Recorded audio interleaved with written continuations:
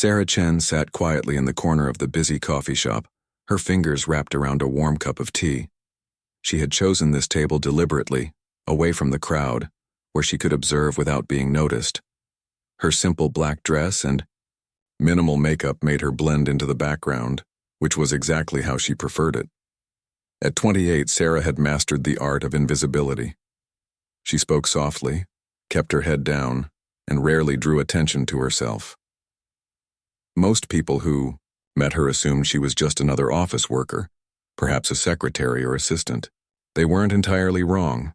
She did work in an office building downtown, though few knew the true nature of her position.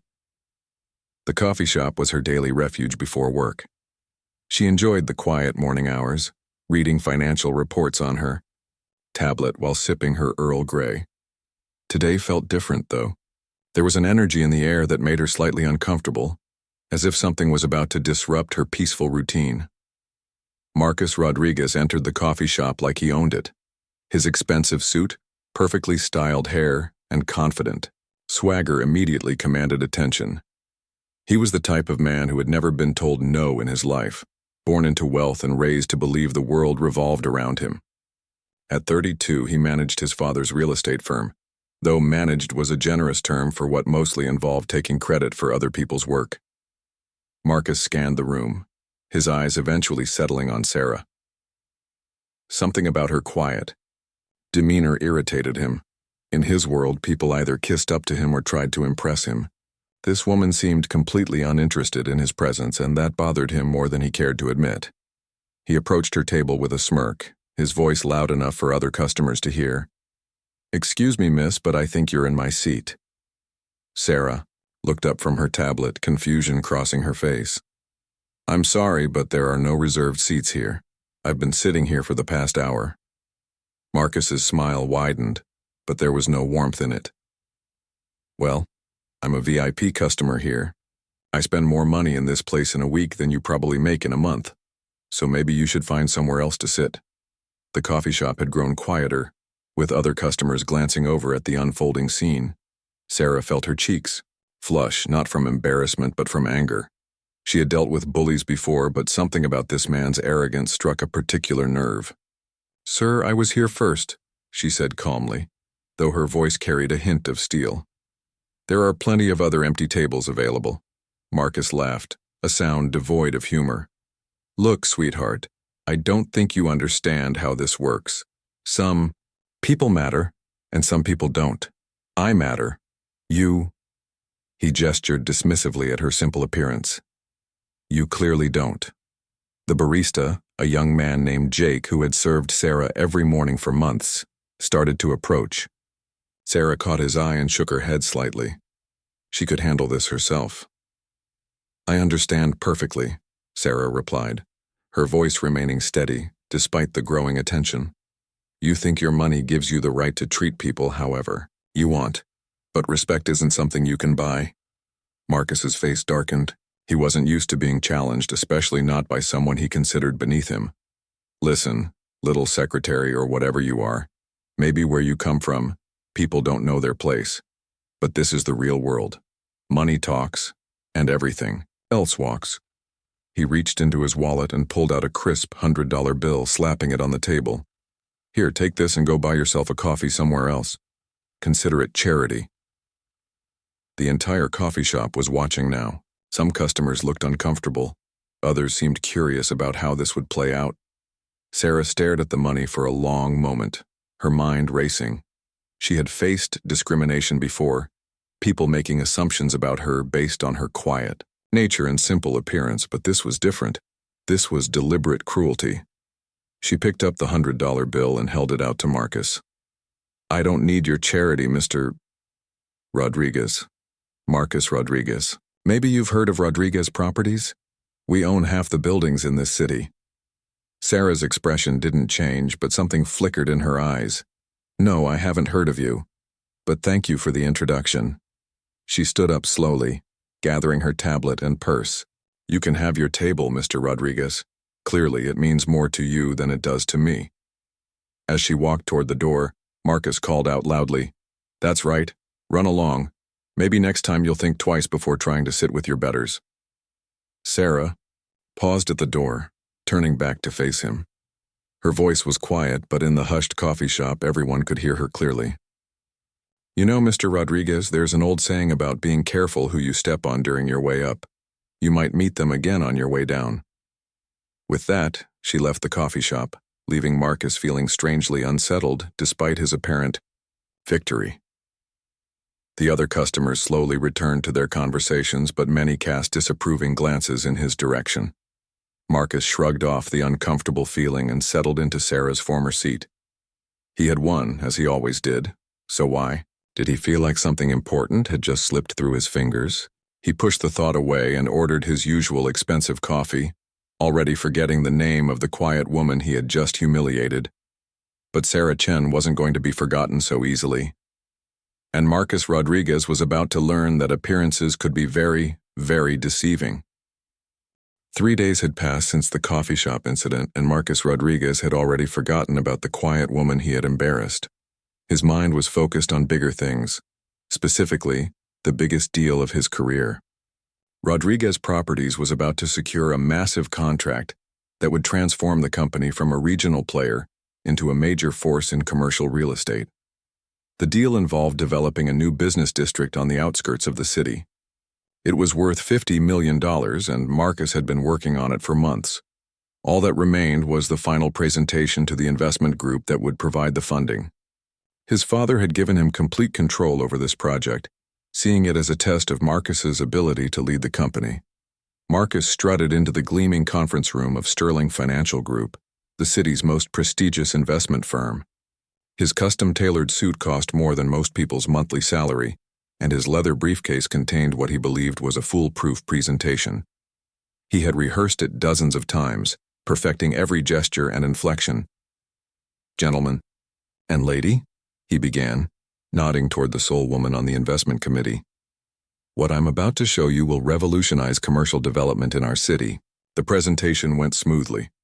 Marcus outlined the project's scope, projected returns, and timeline. The investors asked probing questions, which he answered confidently. Everything was proceeding exactly as he had planned. As he clicked through his final slides, he could practically taste victory. "Any other questions?" Marcus asked, his smile radiating confidence. "Actually, yes." The voice came from the back of the room where the committee's lead analyst had been taking notes. Marcus hadn't paid much attention to her during the presentation. She was young, probably in her 20s, with straight black hair and a simple business suit. She looked like just another junior employee. "I've been reviewing your environmental impact assessments," she continued, "and there seem to be some significant oversights." Marcus's smile flickered slightly. "I'm sure any minor issues can be addressed during the development phase." "These aren't minor issues, Mr. Rodriguez." She stood up, walking to the front of the room with a tablet in her hand.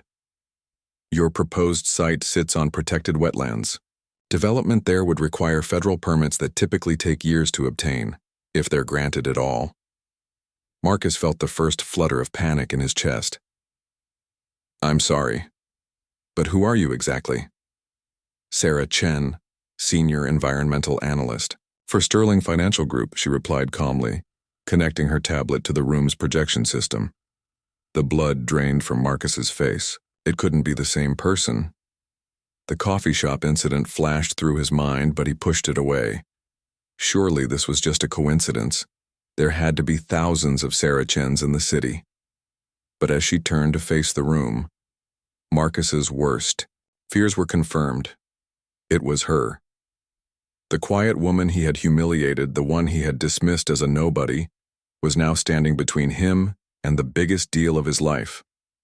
Sarah's presentation was devastating in its thoroughness. She displayed satellite images showing the wetland ecosystem, federal protection documents, and case studies of similar projects that had been blocked by environmental regulations. Her voice remained steady and professional, but Marcus caught something in her eyes when she glanced his way, a flicker of recognition and perhaps satisfaction. "Furthermore," Sarah continued, "the traffic impact study appears to have used outdated population data. The actual traffic load would be 30% higher than projected, requiring significant infrastructure improvements that aren't factored into the budget." One of the senior investors, Mr. Sterling himself, leaned forward. Ms. Chen, what's your assessment of the project's viability? Without addressing these issues, I would classify it as high risk with minimal chance of regulatory approval, Sarah replied matter-of-factly. The environmental permits alone would likely take 3 to 5 years, assuming they're approved at all. The project would need to be completely redesigned. Marcus felt his carefully constructed world crumbling around him. Now wait just a minute, he interjected, his voice rising slightly. These are minor technical details that can be worked out with the right legal team. Sarah turned to him, her expression neutral but her eyes sharp. Mr. Rodriguez, environmental protection laws aren't minor technical details. They're federal regulations that carry significant penalties for violations. No reputable investment firm would fund a project with such obvious compliance issues. The room fell silent. Marcus could feel the disapproving stares of the investors, his confidence evaporating like morning mist. He had been so focused on the financial projections and profit margins that he had overlooked the very foundations upon which the entire project rested. Ms. Chen, Mr. Sterling said, do you have any recommendations for salvaging this proposal? The company would need to identify alternative sites, conduct proper environmental assessments, and redesign the entire project scope, Sarah explained. It would essentially mean starting from scratch. Given the timeline pressures and budget constraints, I would recommend that the committee consider other investment opportunities. Marcus's last hope died with those words. He had walked into this meeting certain of success, and now he was watching his career implode in real time. The other investors were already packing up their materials, their body language making it clear that the meeting was over. Mr. Rodriguez, Mr. Sterling said as he stood to leave, I suggest you take Ms. Chen's recommendations seriously. Perhaps next time you'll ensure your due diligence is more thorough before requesting our time. As the investors filed out of the room, Marcus found himself alone with Sarah. The silence stretched between them, heavy with unspoken recognition. Finally, Marcus cleared his throat. You're the woman from the coffee shop, he said quietly. Sarah finished packing her tablet before responding. Yes, I am. Did you do this because of what happened that morning? Sarah looked at him, with something that might have been pity. Mr. Rodriguez, I did my job. I analyzed your proposal objectively and found it fundamentally flawed. Your project would have failed regardless of our previous encounter. She walked toward the door, then paused. But I will say this. If you had done your homework as thoroughly as you practice your arrogance, you might have discovered these problems yourself. As Sarah left the conference room, Marcus slumped into his chair, staring at his now worthless presentation materials. His phone was already buzzing with calls from his father, who had undoubtedly heard about the failed meeting. The golden boy of Rodriguez Properties had just suffered his first major defeat, and it had come at the hands of the quiet woman he had tried to humiliate over a coffee shop table. But this was only the beginning. Marcus was about to discover that Sarah Chen's influence extended far beyond environmental analysis, and his problems were just getting started. The drive back to Rodriguez Properties felt like the longest journey of Marcus's life. His hands gripped the steering wheel of his BMW so tightly his knuckles had turned white. The phone calls from his father had stopped coming after the 5th unanswered attempt, which somehow made everything worse. Eduardo Rodriguez didn't give up easily, and his silence meant Marcus would face something far worse than anger when he finally walked into the office. Marcus parked in his reserved executive spot and sat for a moment, trying to compose himself. Through the glass walls of the building, he could see his employees going about their daily routines, unaware that their company's future had just taken a devastating hit. The $50 million deal was supposed to establish Rodriguez Properties as a major player. Instead, it had revealed them as amateurs who couldn't perform basic due diligence. The elevator ride to the 20th floor felt like ascending to his own execution. Marcus's assistant, Rebecca, looked up nervously as he approached his office. Mr. Rodriguez, your father has been trying to reach you. He's in the conference room waiting. Marcus nodded grimly and walked past his corner office toward the conference room. Through the glass walls, he could see his father pacing back and forth, his cell phone pressed to his ear. Eduardo Rodriguez was a man who had built his company from nothing, starting with small residential properties and gradually expanding into commercial real estate. He was tough, demanding, and had little patience for failure. "Get me answers, not excuses," Eduardo was saying into his phone as Marcus entered. "I want to know how this happened, and I want to know now." He ended the call and fixed his son with a stare that could have frozen hell. 40 years, Eduardo said quietly, which was somehow more terrifying than if he had been shouting. 40 years I've been building this company, and you managed to destroy our reputation in a single morning. Dad, let me explain. Explain what? That you walked into the most important meeting in our company's history without knowing your project was built on protected wetlands? That you presented traffic projections based on data from 10 years ago? Eduardo's voice rose with each word. Do you have any idea what this makes us look like? Marcus had never seen his father so angry. Eduardo prided himself on running a professional operation, and Marcus's failure reflected on the entire company. "We can fix this," Marcus said weakly. "Find another site, redo the analysis." "With what money?" Eduardo snapped. "We invested everything in preparing this proposal. The architectural plans, the legal fees, the marketing materials. It's all worthless now. And Sterling Financial won't touch us with a 10-foot pole after today's embarrassment." The reality of the situation was starting to sink in. Rodriguez Properties wasn't just facing a setback. They were staring at potential bankruptcy. The company had leveraged itself heavily to pursue this deal, confident that success was guaranteed. "There's more," Eduardo continued, pulling out his tablet. "I've been getting calls all afternoon. Word travels fast in this industry, and apparently, Ms. Sarah Chen has quite a reputation." Marcus's stomach lurched at the mention of her name. "What kind of reputation?" "The kind that can make or break projects," Eduardo replied grimly. "She's not just an environmental analyst, Marcus. She's one of the most respected experts in sustainable development on the East Coast. Her reports carry serious weight with investors, regulatory agencies, and development boards." Eduardo scrolled through articles and professional profiles on his tablet. MIT graduate summa cum laude, master's in environmental engineering from Stanford. She's consulted on projects worth billions of dollars. When Sarah Chen says a project won't work, investors listen. Marcus felt the room spinning around him. The quiet woman in the coffee shop, the one he had dismissed as a nobody, was actually a powerhouse in his industry. His arrogance had led him to humiliate someone whose opinion could single-handedly destroy his company. "But here's the really interesting part," Eduardo continued, his voice taking on a dangerous edge. "I called around asking about her. Apparently she's known for being fair and objective in her assessments.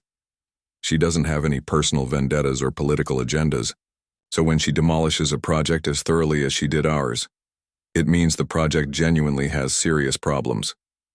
The implications were clear. Sarah hadn't sabotaged them out of revenge for the coffee shop incident. She had simply done her job, and their project had been so poorly researched that it couldn't withstand professional scrutiny. Eduardo set down his tablet and leaned back in his chair. "Tell me, son, did you actually review the environmental reports yourself, or did you just assume everything was fine?" Marcus's silence was answer enough. He had been so focused on the financial projections and profit margins that he had delegated the boring regulatory stuff to junior staff members. He had never bothered to double-check their work or understand the potential pitfalls. "I trusted the team," Marcus said finally. "You trusted incompetent people to handle details you were too lazy to understand yourself," Eduardo corrected harshly. "This is what happens when you coast on privilege instead of developing actual skills." The criticism stung because it was true. Marcus had always been the golden boy, the heir apparent who would inherit the family business. He had never faced serious failure before, never had to prove himself through adversity. His confidence had been built on a foundation of assumptions that had just crumbled beneath him. "What do we do now?" Marcus asked quietly. Eduardo was quiet for a long moment, staring out the window at the city skyline. Many of the buildings visible from their conference room belonged to their competitors, companies that would soon be vultures circling the wounded Rodriguez Properties. "Now we try to salvage what we can," Eduardo said finally. "We're going to have to lay off half our staff, sell some of our properties, and hope we can stay afloat long enough to rebuild our reputation. It's going to take years to recover from this, assuming we survive at all." Marcus felt the weight of responsibility crushing down on him. Dozens of employees would lose their jobs because of his failure. The company his father had spent 4 decades building was teetering on the edge of collapse. "I'm sorry, Dad," Marcus said, meaning it more than he had ever meant anything in his life. Eduardo looked at his son with a mixture of disappointment and sadness. "Sorry doesn't fix this, Marcus, but maybe this will finally teach you that respect has to be earned, not demanded, and competence can't be faked." As Marcus left the conference room, he couldn't stop thinking about Sarah Chen's words from the coffee shop. "Be careful who you step on during your way up. You might meet them again on your way down." He was beginning to understand that his way down was just getting started, and Sarah Chen was far more influential than he had ever imagined. But the biggest shocks were still to come. 2 weeks after the Sterling financial disaster, Marcus Rodriguez found himself in unfamiliar territory: the unemployment line. Not literally, of course. His father hadn't fired him, though Marcus sometimes wondered if that might have been more merciful. Instead, Eduardo had stripped him of all his responsibilities and assigned him to special projects, which was corporate speak for sitting in a small office with nothing meaningful to do. The layoffs had begun 3 days after the failed presentation. Marcus had watched from his window as security escorted former colleagues to their cars, cardboard boxes of personal belongings in their hands. Each departure felt like a personal accusation.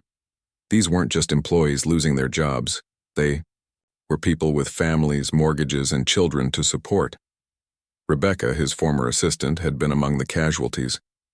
She had worked for the company for 8 years, knew every client by name, and had covered for Marcus's mistakes more times than he cared to admit. When she cleaned out her desk, she hadn't said a word to him. She didn't need to. Her eyes said everything. Marcus was drowning in guilt and self-pity when his phone rang. The caller ID showed a name he didn't recognize: David Kim, City Planning Department. "Mr. Rodriguez? This is David Kim from the City Planning Office. I understand you've been working on the Riverside Development Project?" Marcus's heart sank. News of their failed project had apparently reached the city bureaucrats. "Actually, that project has been postponed indefinitely." "I see. Well, I'm calling because we've had some concerns raised about your company's other properties, specifically the Martinez building downtown." The Martinez building was one of Rodriguez Properties' oldest holdings, a mid-rise office complex that had been generating steady rental income for 15 years. "What kind of concerns?" "Environmental compliance issues. We've received a formal complaint alleging that your building has been improperly disposing of hazardous materials. There's going to be an inspection next week." Marcus felt his blood pressure spike. "Who filed the complaint?" The report came through Sterling Financial Group's Environmental Compliance Division. A Miss Sarah Chen submitted the documentation. The name hit Marcus like a physical blow. Sarah Chen wasn't finished with him. Somehow she had found problems with other Rodriguez Properties holdings. "What kind of documentation?" "Quite extensive, actually. Photographs, soil samples, documentation of improper waste disposal practices. Ms. Chen's reputation precedes her. When she submits a complaint, we take it very seriously." After hanging up, Marcus immediately called the property manager of the Martinez building. What he learned made his stomach churn. For years, the building's maintenance staff had been cutting corners on waste disposal, dumping cleaning chemicals and other materials down storm drains instead of using proper hazardous waste services. It saved money, but it was completely illegal. Marcus had never bothered to personally inspect the building's operations. Like so many aspects of the business, he had delegated responsibility without ensuring accountability. Now, those chickens were coming home to roost, and Sarah Chen had apparently documented everything meticulously. The next morning brought another phone call, this time from the Environmental Protection Agency. An agent named Patricia Walsh informed Marcus that they were launching a formal investigation into Rodriguez Properties' environmental practices across all their holdings. This is based on evidence provided by Sterling Financial Group, Walsh explained. Ms. Chen's analysis suggests a pattern of violations that may warrant significant penalties. What kind of penalties? Marcus asked, though he wasn't sure he wanted to know. Environmental violations can range from thousands to millions of dollars, depending on the severity and duration of the violations. In extreme cases, we can also pursue criminal charges against company officers. Criminal charges. The words echoed in Marcus's head long after the call ended. His arrogance in a coffee shop had set off a chain of events that could potentially land him in prison. But the nightmare was just beginning. Over the next few days, calls poured in from various regulatory agencies. The fire department found code violations at 2 of their properties. The labor department discovered they had been misclassifying workers to avoid paying benefits. The tax assessor's office announced they were auditing the company's property valuations going back 5 years. Each investigation seemed to uncover problems that had been ignored or hidden for years. Marcus began to realize that Rodriguez Properties had been a house of cards, held together by his father's reputation and their ability to fly under the regulatory radar. But once agencies started looking closely, the violations were impossible to hide. The common thread in every investigation was Sarah Chen. Her name appeared on complaint forms, analysis reports, and documentation packages. She had somehow compiled a comprehensive dossier on Rodriguez Properties that exposed decades of corner-cutting and regulatory shortcuts. How is this possible? Marcus asked his father during one of their increasingly tense meetings. How did she get access to all this information? Eduardo looked older than Marcus had ever seen him. The stress of the past month had aged him years. Because she's thorough, son, something you never learned to be. When Sterling Financial does due diligence on an investment, they don't just look at profit margins. They investigate everything: environmental compliance, labor practices, tax history, building codes. It's all public record if you know where to look. So she was investigating us for the Riverside project? Initially, yes. But once she started digging, she found problems everywhere. And now she has a legal obligation to report violations she discovers during her professional work. Eduardo's voice was heavy with resignation. This isn't personal revenge, Marcus. This is professional responsibility. She's doing exactly what any competent analyst would do. The irony wasn't lost on Marcus. By trying to humiliate Sarah for being a nobody, he had provoked the scrutiny of someone with the knowledge, resources, and professional obligation to expose his company's problems. His arrogance had literally attracted the attention of the one person who had the power to destroy them. 3 days later, the final blow came in the form of a certified letter from their insurance company. After reviewing the mounting regulatory violations and potential environmental liabilities, the insurer was canceling their coverage immediately. Without insurance, Rodriguez Properties couldn't legally operate, and no other company would cover them given their current legal troubles. As Marcus sat in his empty office staring at the cancellation letter, he realized his coffee shop encounter with Sarah Chen had been the first domino in a chain reaction that was still toppling his entire world.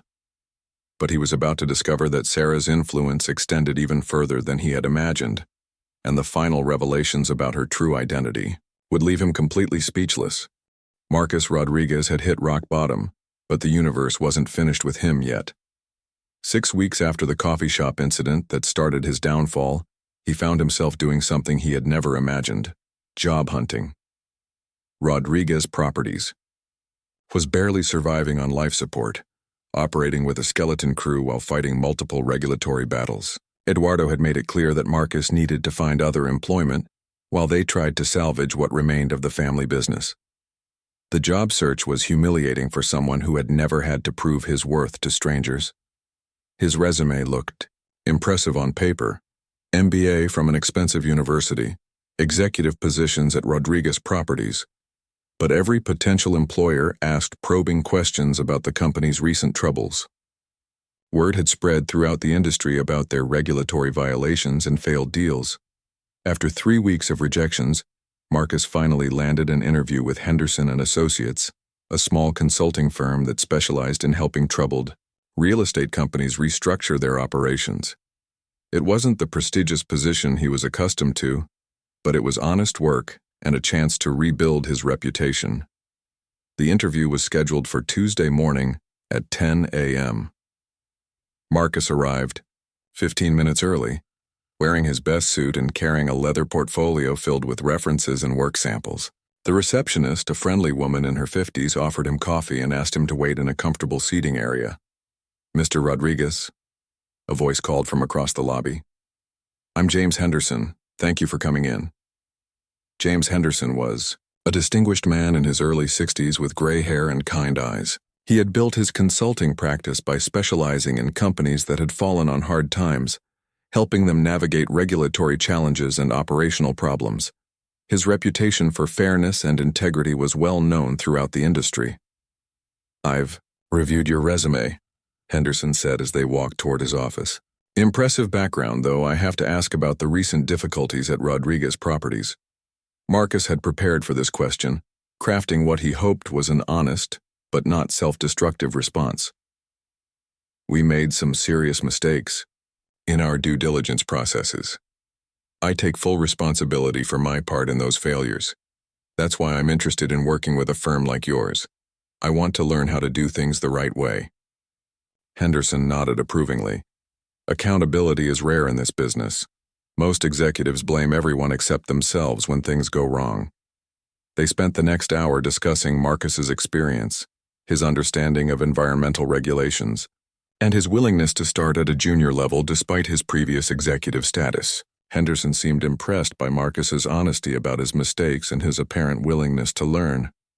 "I'll be honest with you, Marcus," Henderson said as the interview concluded. "Your background is exactly what we need for our current client base. Many of our clients are dealing with regulatory challenges similar to what Rodriguez Properties has faced. Your experience, combined with a commitment to doing things properly, could be very valuable." Marcus felt hope stirring in his chest for the first time in weeks. "Does that mean you're offering me the position?" "I'd like to, but I need to clear it with our senior partner first. She handles all the major client relationships and has final say on hiring decisions." Henderson glanced at his watch. "She should be back from lunch shortly. Would you mind waiting a few more minutes?" "Of course," Marcus replied, trying not to seem too eager. Henderson stepped out of his office, leaving Marcus alone with his thoughts. For the first time since the Sterling financial disaster, he felt like his life might be getting back on track. A position with Henderson and Associates wouldn't pay what he was accustomed to, but it would give him a chance to rebuild his career based on competence, rather than privilege. 20 minutes later, Henderson returned with a woman Marcus couldn't see clearly through the frosted glass walls. They seemed to be having an intense discussion in the hallway. Marcus caught fragments of their conversation, something about regulatory experience and client concerns. Finally, Henderson opened his office door. "Marcus, I'd like you to meet our senior partner." The woman stepped into view, and Marcus felt the world tilt on its axis. It was Sarah Chen. She was dressed in an expensive business suit, her hair professionally styled, and she carried herself with the quiet confidence of someone accustomed to making important decisions. This wasn't the simply dressed woman from the coffee shop or even the analyst from the Sterling financial meeting. This was Sarah Chen in her element, and Marcus finally understood the true scope of his mistake. "Hello, Mr. Rodriguez," Sarah said, calmly, extending her hand. "I believe we've met before." Marcus's hand trembled slightly as he shook hers. His voice came out as barely a whisper. "You're the senior partner?" "I founded Henderson and Associates 3 years ago," Sarah explained, sitting down across from Henderson's desk. "James was my first hire.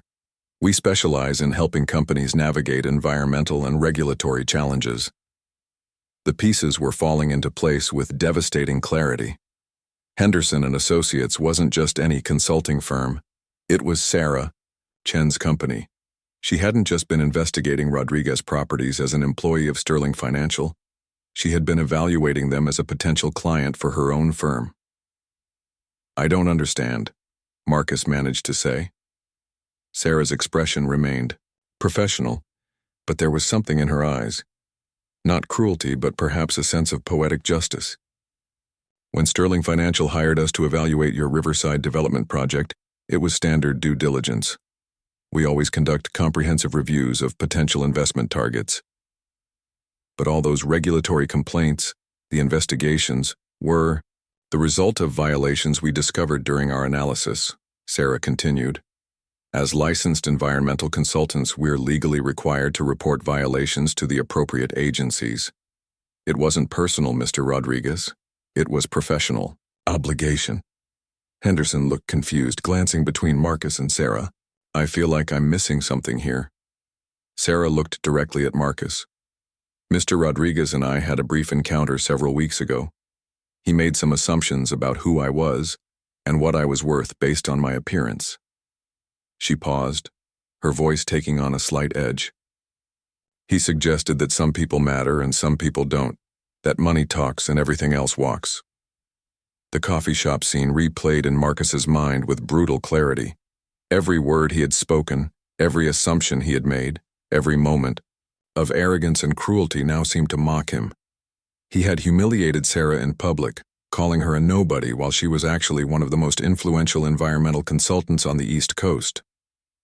Mr. Henderson, Sarah continued, I think Mr. Rodriguez has learned some valuable lessons about assumptions and respect. However, I'm not sure he's learned enough to work with our clients, many of whom are in vulnerable positions and need to be treated with dignity and understanding. Marcus felt his last hope slipping away. Not only had he been rejected for the job, but he now understood that Sarah Chen wasn't just the analyst who had exposed his company's problems. She was a successful entrepreneur who ran her own consulting firm. The quiet woman he had dismissed as a little secretary was actually more successful and influential than he had ever been. Sarah, Henderson said gently, everyone deserves a second chance. If Marcus has genuinely learned from his mistakes. Sarah was quiet for a long moment, studying Marcus's face. When she finally spoke, her words would change everything Marcus thought he knew about success, humility, and the true meaning of power. Sarah Chen studied Marcus Rodriguez's face for what felt like an eternity.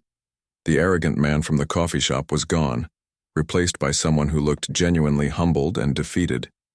But appearances had deceived her before. They had certainly deceived Marcus about her. So she needed to be sure this transformation was real. Mr. Rodriguez, Sarah said finally, before we discuss employment opportunities, I think there are some things you should know about me. Things that might help. You understand why treating people with respect matters more than you realized. Marcus nodded weakly, still reeling from the revelation that Sarah owned the consulting firm. I grew up in a single-parent household, Sarah began, her voice taking on a more personal tone. My mother worked 3 jobs to put me through school, cleaning offices at night, serving lunch at a diner during the day, and doing bookkeeping for small businesses on weekends. People like you would have looked at her and seen just another immigrant working menial jobs. Henderson listened intently, clearly learning things about his business partner he had never known. When I was in high school, I worked at that same diner to help with expenses. I served coffee to men in expensive suits who treated me like I was invisible, who snapped their fingers when they wanted refills, who left messes because they assumed someone else would clean up after them. Sarah's eyes never left Marcus's face.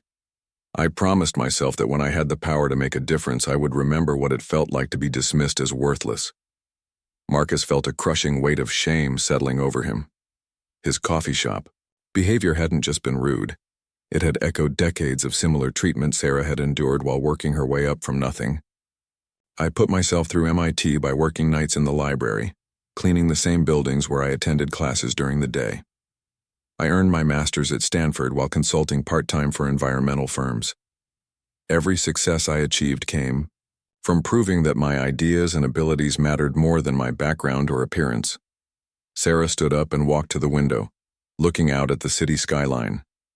I started Henderson and Associates because I wanted to create a company that judged people by their character and competence, not their pedigree or connections. James was the first person I hired because he saw potential in people others overlooked. She turned back to face Marcus.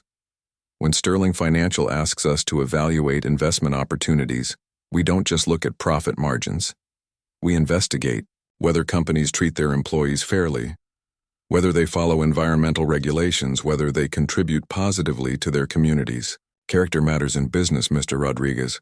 Marcus found his voice, though it came out hoarse and strained. I had no idea who you were. That's exactly the problem, Sarah replied sharply. You didn't know who I was, so you assumed I didn't matter. You made judgments based on my quiet demeanor and simple clothes. But respect shouldn't depend on someone's title or wealth. It should be given freely to every human being. Henderson cleared his throat gently. Sarah, I think Marcus understands the gravity of his mistakes. The question is whether he's capable of genuine change. Sarah was quiet for another long moment, then returned to her seat. Mr. Rodriguez, what would you have done if you had known who I was that morning in the coffee shop? Marcus thought carefully before answering. I would have been polite. Probably would have tried to impress you, maybe even offered to buy your coffee. Wrong answer, Sarah said immediately. That's still conditional respect based on what someone can do for you. The right answer is that you should have been polite simply because I'm a human being who deserved basic courtesy. The truth of her words hit Marcus like a physical blow. Even now, his instinct was to calibrate his behavior based on someone's perceived value to him rather than treating everyone with fundamental dignity. I think, Sarah continued, that your failures at Rodriguez Properties weren't just about poor due diligence. They were about a fundamental lack of respect for the people and systems around you. You didn't bother to understand environmental regulations because you thought they were beneath your attention. You didn't properly oversee building maintenance because you assumed minimum wage workers didn't deserve your time. Each word was accurate and devastating. Marcus's entire approach to business had been built on the assumption that his privilege exempted him from paying attention to details or treating people fairly. However, Sarah said, her tone softening slightly, I believe people can change if they're willing to do the hard work of examining their assumptions and rebuilding their character. Marcus looked up hopefully. I'm not going to offer you a job today, Sarah continued, but I will make you a proposition. Henderson and Associates has a client, a small family business that's facing environmental compliance issues similar to what Rodriguez Properties dealt with. They can't afford our usual consulting fees, so we sometimes do pro bono work. She leaned forward in her chair. If you're willing to work for free for 6 months, helping this family navigate their regulatory challenges while treating every person involved with dignity and respect, then we can discuss a permanent position. Free? Marcus asked, though he immediately regretted the question. Free, Sarah confirmed. You'll be working with people who are losing sleep over potential fines and violations. You'll interact with regulatory officials, environmental scientists, and community advocates. You'll learn what it's like to solve problems through competence and collaboration, rather than privilege and shortcuts. Marcus thought about his dwindling bank account, his damaged reputation, and his uncertain future. 6 months of unpaid work would be financially difficult, but it might be his only chance to rebuild his career and his character. I'll do it, he said quietly. James will assign you to the Martinez family case, Sarah said, standing up. They own a small manufacturing business that's facing EPA violations. Ironically, it's very similar to the problems your own family's company created, except they can't afford teams of lawyers and PR consultants. As they walked toward the door, Sarah paused one final time. Mr. Rodriguez, you said that morning that some people matter and some people don't. You were wrong, everyone matters. The sooner you truly understand that lesson, the sooner you'll become the person you have the potential to be. 6 months later, Marcus Rodriguez was offered a permanent position at Henderson and Associates. He had spent half a year working 18-hour days helping the Martinez family not only resolve their environmental violations, but actually improve their manufacturing processes to exceed regulatory standards. More importantly, he had learned to listen, to treat every person with respect, and to understand that true success came from lifting others up rather than stepping on them. The quiet woman he had tried to humiliate in a coffee shop had given him something more valuable than any business deal, a second chance to become a better person. And Marcus Rodriguez, finally understanding the true meaning of respect and humility, had taken it.